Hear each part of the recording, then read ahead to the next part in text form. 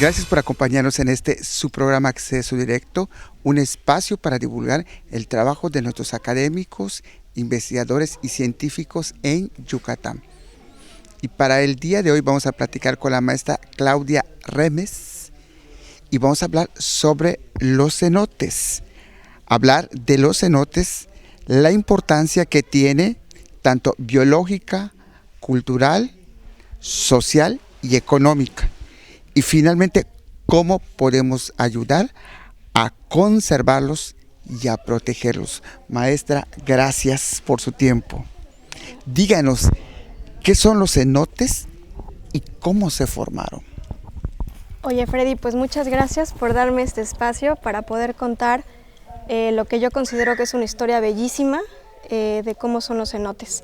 Pero bueno, te voy a empezar a decir primero, la palabra cenote proviene del vocablo maya tzonot, que significa hoyo con agua. Pero bueno, antes de que te empiece a platicar acerca de cómo se formaron los cenotes, yo creo que vale la pena más bien ver cómo fue también la formación de la península de Yucatán. Y yo creo que para esto tenemos que hacer un viaje en el tiempo de muchos millones de años, y en los cuales el paisaje que nosotros tenemos ahorita en la península de Yucatán era muy distinto. No estaba lo que ahorita nosotros podemos ver. Y eso fue debido a que se dieron cambios en el clima en ese momento y los polos sufrieron un deshielo, y ese deshielo causó que el nivel del mar subiera muchísimo. Y entonces en el lugar y en el área que se encuentra la península de Yucatán y la plataforma de la península había un arrecife coralino enorme. ¿Cómo que un arrecife coralino enorme? Sí. Llegaba más o menos hasta más o menos la altura de arrecife alacranes. Y bueno, te sigo platicando. Los organismos que se encuentran en un arrecife coralino, corales de otros organismos marinos, incorporan un compuesto que se llama carbonato de calcio para hacer sus estructuras, sus conchitas. Y bueno, una vez que estos organismos mueren, lo que sucede es que bueno, se acumulan, se van al fondo y por procesos después de movimiento de las olas, de la fuerza del viento, empiezan a sufrir un tipo de desgaste. Y entonces este desgaste los va convirtiendo a lo largo de muchos años en polvo muy fino. Y este polvo muy fino lo que hace es que se va acumulando de manera paulatina y se empieza a compactar. Y también junto con otros elementos que se pueden encontrar en el mar, como algunas arcillas, empieza una parte ya como de hacerse una parte muy compacta y muy dura, ¿no? Y este tipo de procesos hace que se formen las plataformas kársticas, eso quiere decir plataformas que son de carbonato de calcio. Y este proceso de acumulación aquí en la península de Yucatán, más o menos tiene de grosor, digamos, alrededor de 1500 metros. Y entonces, bueno, lo que te acabo de explicar más o menos es decirte cómo esto, durante mucho, digamos, al paso de los años, se puede convertir en esto. O sea, las conchitas. Y los restos de organismos coralinos, digamos, se desgastaron a lo largo de mucho tiempo hasta formar este tipo de plataformas sólidas y muy grandes, como es lo que tenemos en la península de Yucatán. ¿Cuánto mide? 1500 metros. 1500. Sí, aproximadamente 1500 metros. Y bueno, te sigo contando un poco, ¿no? El nivel del mar ha cambiado mucho durante los últimos 200 millones de años, debido igual a procesos relacionados con el clima.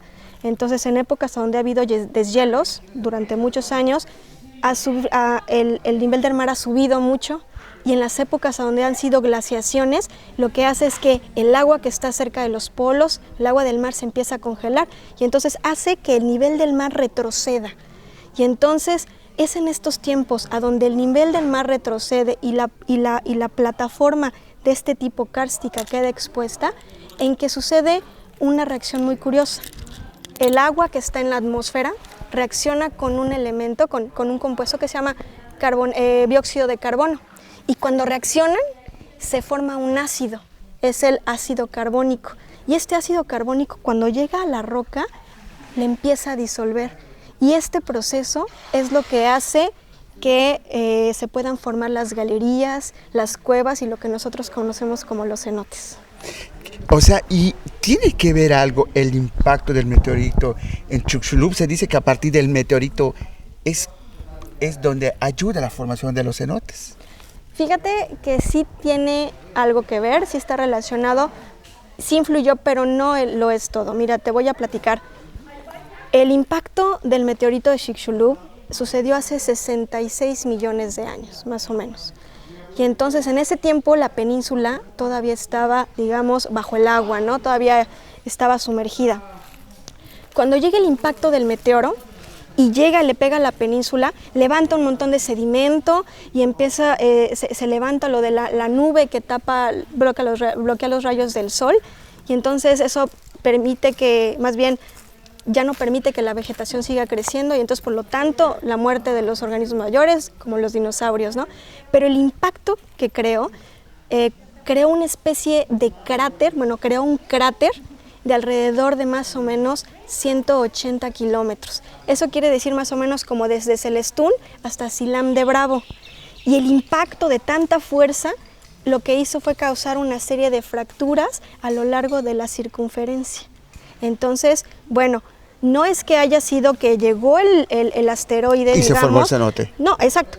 Y que haya salido también la península, ¿no? La península todavía estaba bajo el agua y se tardó alrededor de 60 millones de años en emergir. No quiero decir que la península se ha movido, sino más bien el nivel del mar empezó a descender poco a poquito y la península empezó a asomarse en las partes más altas que tiene la península, que es por allá por la sierrita de Ticul. Y entonces, más bien fue un proceso después que una vez que la península ya estuvo expuesta, entonces se pudo dar la parte de la disolución, porque la piedra caliza quedó expuesta a los ambientes cuando ya estaba seca, y entonces se formaron los cenotes. Nos vamos a un corte comercial y regresamos. Estamos platicando sobre la formación de los cenotes con la maestra en ciencias Claudia Remes. Regresamos.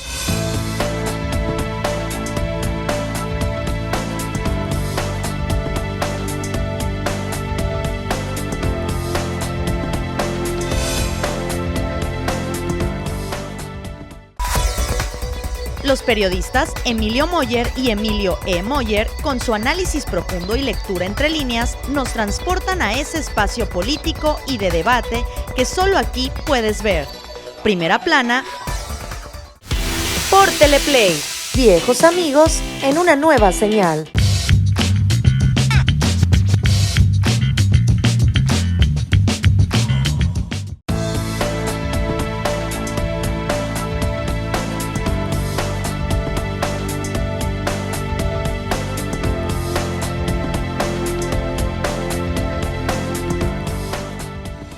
Gracias por seguirnos acompañando. Estamos platicando con la maestra Claudia Remes, maestra en ciencias, y nos está platicando sobre los cenotes. ¿Cuántos tipos de cenotes hay? Mira, Freddy, de manera general podemos hablar de 3 tipos de cenotes. Tenemos el cenote cerrado, el cual todavía se encuentra de manera subterránea y su bóveda está completamente todavía intacta, ¿no? Después tenemos el siguiente cenote, que se le puede decir es un cenote semiabierto, en el cual la bóveda está parcialmente colapsada y por ello tiene algún tipo de influencia, ¿no?, de los factores abióticos que se encuentran afuera del cenote. Y por último tenemos el cenote, que es abierto, en el cual la bóveda ya es inexistente porque ya colapsó, entonces se encuentra en el fondo del cenote. Esos son los 3 tipos. ¿Qué has visto en los cenotes que no hemos visto? Porque me imagino que habrá cosas súper interesantes en los cenotes, dentro de los cenotes. Pues mira, hay muchas cosas muy interesantes. Por ejemplo, te voy a hablar un poco del agua que podemos encontrar en los cenotes. La mayoría de los cenotes son enteramente de agua dulce, pero... ¿Enteramente? Sí, pero hay algunos cenotes en los cuales podemos encontrar una capa salina en la parte que es más profunda. Es mucho más común encontrar esto en los cenotes que están más cercanos a la costa, porque ahí tenemos intrusión de agua marina. Pero ¿qué pasa con los cenotes que están un poco más adentro en el continente, en la plataforma? Bueno, existen 2 teorías. Existe una teoría que te dice que posiblemente en algún tipo de los deshielos entró agua de mar, digamos, y esa agua de mar se quedó de alguna manera atrapada, ¿no? Se quedó atrapada en la parte de abajo y después, tras muchos procesos de lluvia, se fue acumulando el agua dulce en la parte de arriba, ¿no? Y entonces pues tenemos la capa, digamos, que podría considerarse marina si tomamos esa teoría, y en la parte de arriba pues el agua de lluvia, que es agua dulce. También hay otra teoría que te dice que el agua salina que se encuentra ahí pudo haber sido agua dulce y estar en contacto con la roca, que la roca tiene muchas sales, de alguna manera se hizo salada por esa disolución. Pero bueno, te cuento de cualquier manera, cuando tú tienes un cenote que tiene las dos capas de agua, la capa de agua dulce en la parte de arriba y la capa de agua salada en la parte de abajo, digamos que tenemos dos capas que no se están mezclando, son diferentes, son diferentes densidades, pero hay una capa intermedia en la cual digamos que convive, ¿no? Digamos que se está mezclando, y esa capa de mezcla se llama haloclina, y en esa haloclina es a donde suceden los procesos de disolución más importantes y más grandes, donde las cuevas se pueden hacer todavía más grandes. Y bueno, aparte de eso, la haloclina, cuando tú la ves y estás en los cenotes, crea un efecto visual así como de distorsión, un poco como borroso, ¿no? Porque es la mezcla de las dos densidades y entonces es maravilloso, ¿no? Bueno, también otra cosa que tú me dijiste, así de cuéntame algo que no hemos visto. Fíjate que en los cenotes que son abiertos y que tienen intrusión de materia orgánica, de vegetación, y se empieza a caer las hojas, las ramas y todo eso, esa materia orgánica se empieza a descomponer por acción de las bacterias. Y ese proceso de la acción de las bacterias crea una sustancia que se llama sulfuro de hidrógeno. ¿Qué es eso de sulfuro de hidrógeno? Es un compuesto que cuando tú bajas en la parte del cenote y está esa capa donde se está descomponiendo, tú la puedes ver como una especie de nube. Es impresionante verla como si fuera una sábana. Y entonces, bueno, son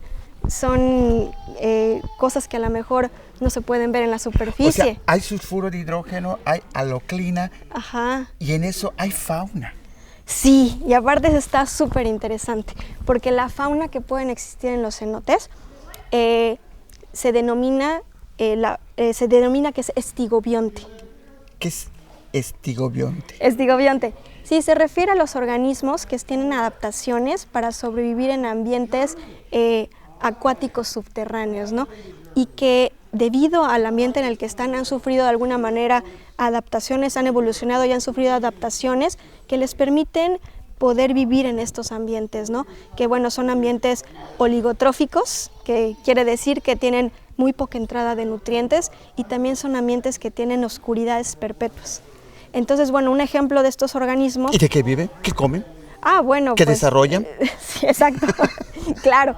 Entonces, bueno, entre ellos en los cenotes hay diferentes ciclos a donde ellos también pueden tomar sus nutrientes, y también algunos son carnívoros, ¿no? Entre ellos pero son organismos muy chiquitos, ¿no?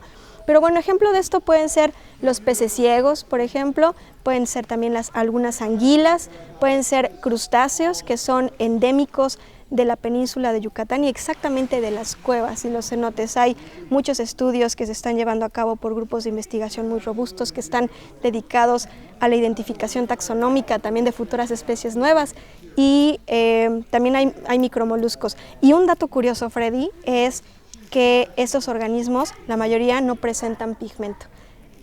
¿Cómo? ¿Están transparentes, blancos? Sí, se ven como si fueran blancos. ¿Se ve su esqueleto?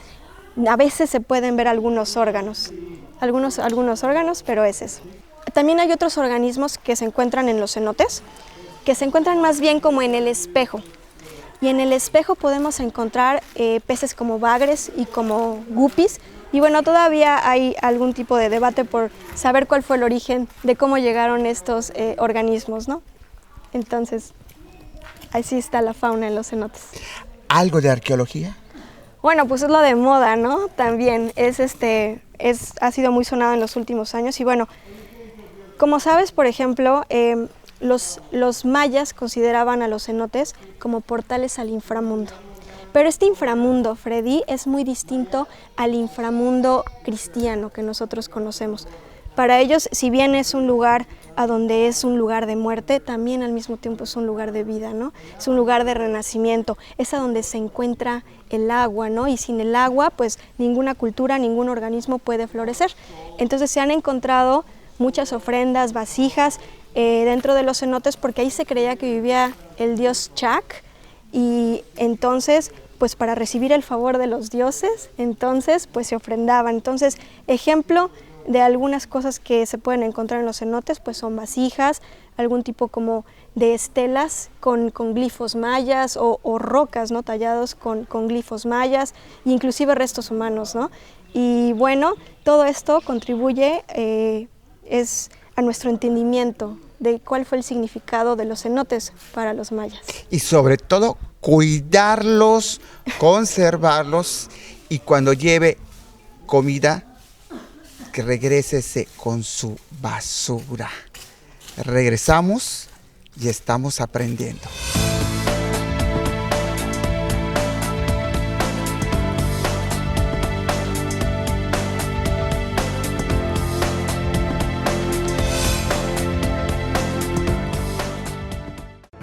Las noticias más importantes de nuestra entidad con información actualizada y veraz. Solo las encontrarás con Freddy Heredia en Yucatán es Noticia.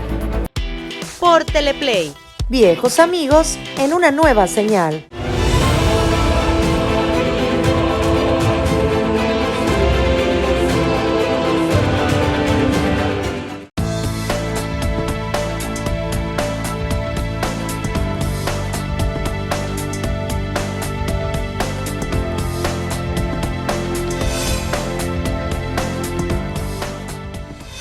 Gracias por acompañarnos en este su programa Acceso Directo. Estamos platicando con la maestra en ciencias Claudia Arremes, que nos está explicando el mundo de los cenotes, ese inframundo. Maestra, ¿cuál es el impacto que nosotros tenemos o hacemos en los cenotes? Fíjate, Freddy, que yo creo que vale mucho la pena saber que nosotros estamos viviendo en la superficie de un lugar que tomó muchísimos años formar. Millones de años, y que tuvo un proceso de formación que no fue para nada trivial, ¿no? Que fueron características muy especiales que se encontraban aquí en la península, y que entonces, pues gracias a eso, se pudieron formar los cenotes, y que son un repositorio de tesoros, tanto biológicos como geológicos, culturales, ¿no? Y saber que no se encuentran en otro lugar del mundo más que aquí, ¿no? Entonces, también tenemos que saber que nosotros, como especie, como seres humanos, hemos estado aquí en el planeta alrededor de más o menos 125,000 años, ¿no? Como Homo sapiens. Y entonces, comparado contra el tiempo que le ha tomado a la naturaleza el crear estos cenotes, estas galerías, pues no es nada, ¿no? Entonces, desgraciadamente, ¿qué ha pasado? Que desde hace muchos años estos cenotes, estos lugares han sido impactados por los procesos antropogénicos, ¿no? ¿Qué pasa? Procesos de contaminación, procesos de mal uso, que no tenemos un drenaje apropiado, mala disposición de los desechos sólidos, y muchas veces no sabemos o no nos damos cuenta que estamos viviendo en una plataforma que es como si fuera una esponja. Entonces todo lo que sucede arriba, todos los procesos que suben arriba van a permear y van a mover este delicado equilibrio del acuífero. Entonces, bueno, ¿qué tenemos que hacer? Tenemos que empezar a tomar acciones para tratar de proteger estos cenotes. Y dígame, ¿cómo podemos conservar y cuidar? Fíjate que si a mí me preguntas, yo creo que es muy difícil poder proteger y cuidar algo que no conocemos. Entonces yo creo que la primera acción sería informarnos, y después ir a visitar. Los cenotes son una ventana a nuestro acuífero, ¿no? Son una ventana a nuestro inframundo maya y a todos los tesoros que podemos tener. Muchas veces solo se conoce lo que se ve. Claro. Lo que no se ve. Claro, exactamente. Y cuando la gente viene con repelentes y viene con protectores solares. Mira, yo creo que de las primeras cosas es ir a las comunidades, exactamente, que que están dependiendo de alguna manera de alguna actividad económica de los cenotes, es llegar y tratar de conservar lo mejor que se puede, mantener el cenote, no cortar estalactitas, que son procesos que a veces toman hasta... ¿Qué son las estalactitas? Son unas acumulaciones de las sales. Durante mucho tiempo la naturaleza le tomó ir depositando poco a poquito en gotitas, y entonces hay registros que se pueden tardar de hasta 5,000 años el que crezca una pulgada. Como para que los quiten. Para que de repente llegue y pum, vale, ¿no? Quita las raíces. Sí, claro. El dañar las raíces de los cenotes, el no tirar basura, si traes tu basura, llevártela también, ¿no? La otra parte es no consumir alimentos ni líquidos adentro del cenote, entrar lo más limpio que se pueda. En muchos cenotes hay instalaciones sanitarias para podernos bañar y quitarnos todos los químicos que traemos, como bloqueadores, como repelentes, que cuando nosotros entramos al cenote son como si fueran veneno para todo el ecosistema, para las cosas vivientes que están abajo. Y asimismo también hacer un uso obviamente de los sanitarios, ¿no? No porque nos dé un poco de flojera podamos, digamos, de alguna manera aportar más nutrientes, digamos, en forma de orina. No. Entonces, ver que es por un fin mayor. Y bueno, si bien es cierto que muchas comunidades, por ejemplo, no tienen esos servicios, muchas comunidades también te ofrecen servicios integrales, como, bueno, si ya vamos a estar ahí, ¿por qué no consumir local, no? Si vamos a comer, a ingerir algún alimento, ir al pueblo, ir a la comunidad, consumir alguna artesanía, tal vez hasta contratar los servicios de un guía, porque estos son pequeños motores que empiezan a mover la economía de las comunidades. Y que ayuden a preservar. Claro, ayudan a preservar, y entonces a lo mejor digamos que por ejemplo o por imitación o por ver este caso de éxito, algunos de las comunidades que a lo mejor también tienen cenotes y no tienen estos servicios pueden ver que es un motor económico, y entonces podemos mejorar para llegar a hacer un aprovechamiento sustentable o sostenible de los cenotes. ¿Qué le parece si nos enseña usted qué herramientas se deben tener para entrar a un cenote? Sí, claro que sí. Nos vamos entonces al centro de buceo y entonces pues te enseño todo lo que quieras. Maestra Claudia, y para entrar al inframundo, para entrar a los cenotes, ¿se necesita de algún conocimiento, algo en especial? Sí, claro que sí, Freddy. Para aquellos que sean los más aventureros, se pueden tomar cursos de capacitación para nosotros poder llegar a los cenotes. ¿Qué significaría esto? Tomar cursos primero de buceo básico y eventualmente empezar a tomar cursos para poder bajar a la caverna y eventualmente a la cueva. Y centros de buceo como como Yucatán Dive Center, que cuenta con instructores que son buenísimos y aparte... Altamente calificados. Y aparte, para poder bajar esas profundidades se tienen las medidas de seguridad muy estrictas para poder hacer un buceo recreativo y que sea absolutamente seguro. ¿Se necesitan equipos? Sí, Freddy, mira, se necesita equipo especial para bajar a esas profundidades. Y bueno, entre el equipo que podemos nosotros ocupar están los trajes de neopreno, que van a evitar que nosotros podamos sufrir algún tipo de hipotermia, porque bueno, estar abajo nos roba calor del cuerpo. Y necesitamos, importantísimo, las mezclas de los gases que van a venir en los tanques para que nosotros podamos respirar abajo. ¿Mezclas de gases? Sí, nosotros tenemos que variar los porcentajes de los gases que nosotros estamos respirando. ¿Lo podemos ver? Claro que sí, vamos a verlo. ¿En qué área estamos, maestra? Bueno, bienvenidos al área de llenado, Freddy. Miren, esta área es a donde se llena todos los tanques que vamos a utilizar para poder nosotros respirar debajo del agua, ¿no? En esta maquinita lo que tenemos es una mezcladora. Normalmente lo que nosotros hacemos es utilizar ciertos porcentajes, por ejemplo, de los gases para que podamos respirar, y tenemos principalmente dos tipos de mezclas, ¿no? Tenemos, digamos, el aire que normalmente respiramos, y esa mezcla tiene alrededor de 21% de oxígeno y 79% de nitrógeno, y ese tipo de mezcla nos va a servir bien hasta profundidades menores a 40 metros.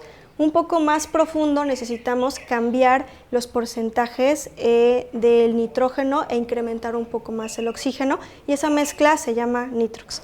Y por último hay una mezcla que se utiliza ya para buceo más técnico y buceo más profundo, que es la mezcla Trimix. La mezcla Trimix utiliza la mezcla de 3 gases, utiliza nitrógeno, oxígeno y helio. Y aquí lo que va a suceder es que el helio va a reemplazar un poco el porcentaje del nitrógeno. ¿Para qué es esto? Para que nosotros suframos menos narcosis, que es causada por exceso de nitrógeno en la sangre, y también tengamos menores tiempos de decompresión. Oye, si quieres, te puedo enseñar el resto del equipo que se necesita. Vamos. Vamos. Mira, el equipo básico de buceo consta de, primero que nada, los chalecos de flotabilidad. En ellos nosotros podemos colocar en la parte de atrás el tanque y entonces podemos de alguna manera sujetarlo, ¿no? Entonces nosotros vamos a poder cargarlo muy bien.